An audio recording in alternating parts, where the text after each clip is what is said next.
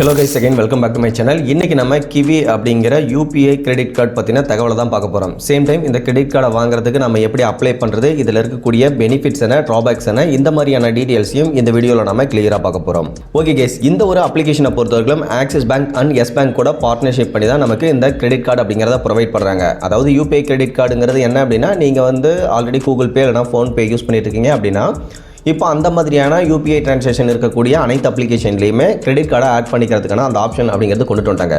So இதில் நீங்கள் credit கார்டை அப்ளை பண்ணி வாங்கினீங்க அப்படின்னா தாராளமாக நீங்கள் அந்த மாதிரி கூகுள் பேலையோ ஃபோன்பேலையோ ஆட் பண்ணிவிட்டு உங்களுடைய டிரான்சாக்ஷனை ஈஸியாக இந்த ஒரு கிரெடிட் கார்டிலேருந்தே பண்ணிக்க முடியும்.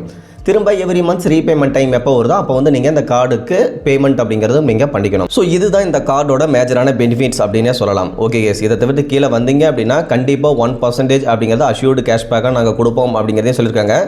தென் இன்ட்ரெஸ்ட் ஃப்ரீ கிரெடிட் கார்டு அப்படின்னு சொல்லியிருக்காங்க. ஸோ இந்த ஒரு கிவியில் நீங்கள் அப்ளை பண்ணி கிரெடிட் கார்டு வாங்கும்போது 50 நாள் வரைக்கும் உங்களுக்கு இன்ட்ரெஸ்ட் ஃப்ரீ டைம் டியூரேஷன் அப்படிங்கிறது கொடுக்குறாங்க. ஒருவேளை 50 நாள் தாண்டி போயிடுச்சு அப்படின்னா அப்போது அதுக்கான பெனால்ட்டி அமௌண்ட் வந்து நீங்கள் கண்டிப்பாக கட்டுற மாதிரி தான் இருக்கும்.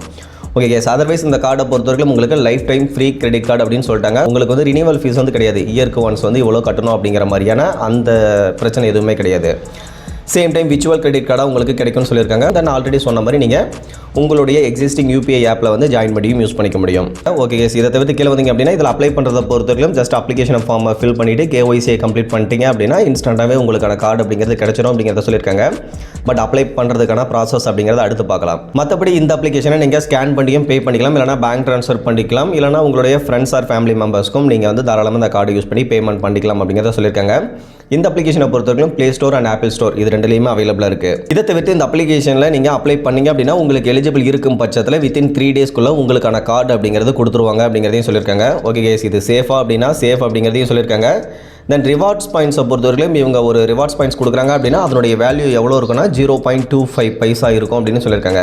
ஸோ ஓவராலாக மற்றபடி இதுக்கு முன்னாடி நம்ம கிரெடிட் கார்டெலாம் யூஸ் பண்ணும்போது அதுக்கு எப்படி கேஷ்பேக் கொடுப்பாங்களோ அதே மாதிரி தான் 4 பாயிண்ட்ஸ் சேர்ந்தது ₹1 அப்படிங்கிற மாதிரி கால்குலேட் பண்ணுவோம் அப்படிங்கிறத சொல்லியிருக்காங்க. இதை தவிர்த்து ஃபீஸ் அண்ட் சார்ஜஸ்னு வர ஜாயினிங் ஃபீஸ் எதுவுமே கிடையாது, ஆனுவல் ஃபீஸும் எதுவுமே கிடையாது. நீங்கள் ₹500 எடுத்துகிட்டு அந்த அமௌண்ட்டை லேட் பேமெண்ட் பண்ணுறீங்க அப்படின்னா அப்போ எந்த ஒரு எக்ஸ்ட்ரா சார்ஜஸுமே கட்ட தேவையில்லை அப்படின்னு சொல்லியிருக்காங்க. ஒருவேளை ₹500 மேலே நீங்கள் விட்ராவல் பண்ணி எடுத்துகிட்டு அதிகபட்சமாக ₹5000 வரைக்கும், ₹500லேருந்து ₹5000 வரைக்கும் நீங்கள் விட்ராவல் பண்ணி யூஸ் பண்ணிவிட்டு அப்போது லேட் பேமெண்ட் பண்ணுறீங்க அப்படின்னா அதுக்கு ₹500 அப்படிங்கிறது பெனால்ட்டி அமௌண்ட்டாக கட்டுற மாதிரி இருக்கும். சேம் டைம் 5000க்கு மேலே 10,000க்குள்ளே நீங்கள் லேட் பேமெண்ட் பண்ணுறீங்க அப்படின்னா அதுக்கு ₹750 அப்படிங்கிறது பெனால்ட்டி அமௌண்ட் கட்டுற மாதிரி இருக்கும்.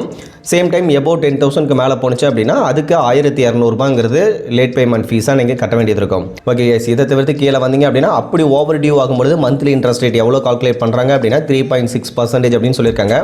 இதை ஆனுவல் பர்சன்டேஜ் ரேட்டாக கன்வெர்ட் பண்ணி பார்க்கும்போது 52.86% வரும் அப்படின்னு சொல்லியிருக்காங்க.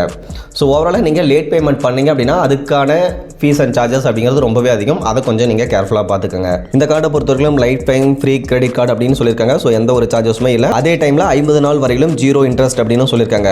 ஓகே கேஸ், இதை தவிர்த்து கீழே வேறு ஏதாவது டீட்டெயில்ஸ் இருக்குது அப்படின்னு வந்தோம்னா 2% கேஷ்பேக் வந்து ஸ்கேன் பண்ணி யூஸ் பண்ணுறீங்க அப்படின்னா அதுக்கு 2% கேஷ்பேக் தரதாக சொல்லியிருக்காங்க. சேம் டைம் நீங்கள் 1.5 lakhs லோன் அமௌண்ட்டை வந்து வித்தின் 1 இயர்ஸ்க்குள்ளே நீங்கள் யூஸ் பண்ணுறீங்க அப்படின்னா அதுக்கு 5% வரையிலும் கேஷ்பேக் கொடுக்குறதா சொல்லியிருக்காங்க. இதை தவிர்த்து உங்களுக்கு இந்த கார்டை பொறுத்தவரைக்கும் ஃப்ரீயாகவே கொடுத்துருவோம் அப்படின்னு சொல்லியிருக்காங்க. மற்றபடி எல்லா இடத்துங்கள்லையுமே இந்த கார்டை யூஸ் பண்ணிக்கலாம் அப்படிங்கிறத ஒரு பெனிஃபிட்ஸாக சொல்லியிருக்காங்க. தென் எங்கே வேணாலும் ஸ்கேன் பண்ணி நீங்கள் யூஸ் பண்ணிக்கலாம் அதையும் சொல்லியிருக்காங்க. இன்ஸ்டண்ட்டாகவே இந்த கார்டை வாங்கிக்க முடியும் அப்படிங்கிறது இன்னொரு பெனிஃபிட்டாகவும் சொல்லியிருக்காங்க.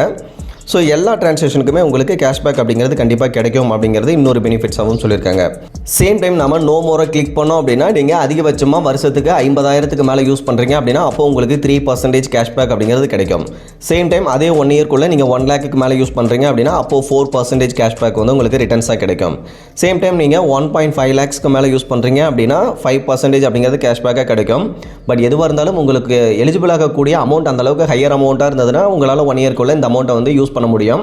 பட் எலிஜிபிள் ஆகக்கூடிய அமௌண்ட்டே ரொம்ப கம்மியாக இருக்குதுங்கிற பட்சத்தில் கண்டிப்பாக இந்த டார்கெட்டை நம்மளால் அச்சீவ் பண்ண முடியாது. பட் மினிமம் கேஷ்பேக் 2% அப்படிங்கிறத கண்டிப்பாக நீங்கள் வந்து கிளைம் பண்ணி வாங்கிக்க முடியும். அதர்வைஸ் அப்ளை பண்ணுறதுக்கான ஸ்டெப்ஸ் கொடுத்துருக்காங்க. நீங்கள் ஜஸ்ட் பேன் கார்டோடைய டீட்டெயில்ஸை சப்மிட் பண்ணிங்க அப்படின்னா உங்களுக்கு எலிஜிபிள் இருக்கா இல்லையா அப்படிங்கிறத சொல்லிடுவாங்க. எலிஜிபிள் இருக்குது அப்படின்னா ஃபர்தராக நீங்கள் அப்ளிகேஷன் ஃபார்ம் எல்லாம் ஃபில் பண்ணிவிட்டு KYC வெரிஃபிகேஷன் எல்லாம் முடிச்சிட்டிங்க அப்படின்னா உங்களுக்கான கார்டு அப்படிங்கிறது கொடுத்துருவாங்க அப்படிங்கிறதையும் சொல்லியிருக்காங்க. சேம் டைம் இதில் எலிஜிபிலிட்டி செக் பண்ணோம் அப்படின்னா கண்டிப்பாக இவங்க சிபில் ஸ்கோரை தான் பார்ப்பாங்க. ஸோ உங்களுடைய சிபில் ப்ரொஃபைல் பெஸ்ட்டாக இருந்தால் அப்ளை பண்ணுங்கள். ஓகே கேஸ், இப்போ கீழே இருக்க கண்டினியூவை கிளிக் பண்ணிங்க அப்படின்னா உங்களுடைய பேன் நம்பர் கேட்டிருப்பாங்க. ஸோ பேன் கார்டில் இருக்கக்கூடிய நேம் என்னவோ அதையும் கீழே கேட்டிருப்பாங்க. பேன் கார்டில் இருக்கக்கூடிய டேட் ஆஃப் பர்த்தை தேர்ட் பாக்ஸ்லையும் ஃபில் பண்ணுற மாதிரி இருக்கும். இந்த மாதிரி 3ஐயும் ஃபில் பண்ணிவிட்டு கீழே இருக்க டிக் பாக்ஸையும் டிக் பண்ணிவிட்டு ஜஸ்ட் கண்டினியூவாக கிளிக் பண்ணுங்கள். இப்போ உங்களுடைய ரெசிடென்டல் அட்ரஸோட பின்கோட் கேட்டிருப்பாங்க. ஸோ பின்கோடு ஆல்ரெடி நம்மளுக்கு டிஃபால்ட்டாக கொடுத்துருக்காங்க. அதை செலக்ட் பண்ணுற மாதிரி தான் கொடுத்துருக்காங்க. ஸோ அதை செலக்ட் பண்ணிட்டு அடுத்து வந்தீங்க அப்படின்னா உங்களுடைய ஆஃபீஸுடைய பின்கோட் கேட்டிருப்பாங்க. அதையும் செலக்ட் பண்ணிடுங்க. செலக்ட் பண்ணிட்டு கன்ஃபார்ம் கொடுத்தீங்க அப்படின்னா உங்களுக்கான எலிஜிபிலிட்டியை செக் பண்ணுவாங்க. உங்களுக்கு எலிஜிபிலிட்டி இருக்குது அப்படிங்கிற பட்சத்தில் இன்ஸ்டண்ட்டாகவே உங்களுக்கான எலிஜிபிலிட்டி அமௌண்ட் எவ்வளோ அப்படிங்கிறத ஷோ பண்ணிடுவாங்க.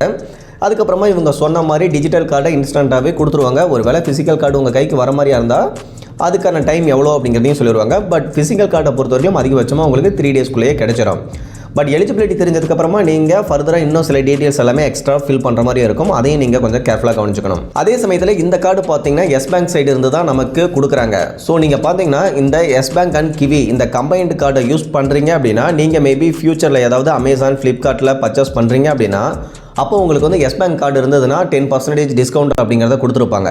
ஸோ அப்போ வந்து நீங்கள் இந்த கார்டை கொண்டுட்டு போயிட்டு அந்த இடத்துல கொடுத்தீங்க அப்படின்னா கண்டிப்பாக அந்த டிஸ்கவுண்ட் ஆஃபர் அப்படிங்கிறது கிடைக்காது.